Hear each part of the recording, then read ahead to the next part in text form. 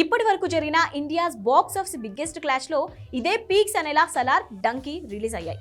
Back to back 2,000 కోట్ల సినిమాలు ఇచ్చిన షారుఖ్ ఖాన్తో వరుసగా 3 ఫ్లాప్ ఫేస్ చేసిన ప్రభాస్ మధ్య గట్టి పోటీ ఏర్పడింది. ఈ స్టార్ హీరోల ఫ్యాన్స్ అయితే ఏకంగా కొట్టుకున్నంత పనిచేశారు. ఫైనల్గా సలార్, డంకీ ఆడియన్స్ ముందుకు వచ్చేశాయి.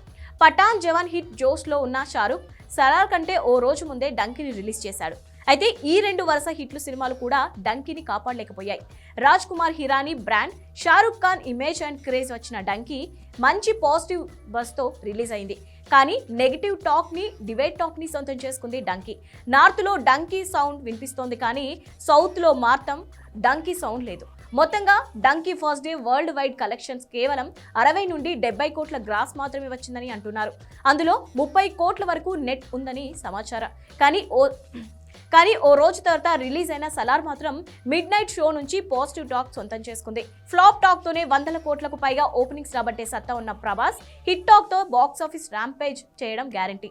ఎంత కాదనుకున్నా 150 కోట్లకు పైగానే సలార్ ఫస్ట్ డే కలెక్షన్ ఉంటాయని ట్రేడ్ వర్గాలు లెక్కలు వేస్తున్నాయి. అంతేకాదు సలార్ కు హిట్ టాక్ కూడా ఉంది కాబట్టి డే 1 ఫిగర్ 170 కోట్లకు పైగానే ఉంటుందని అంటున్నారు.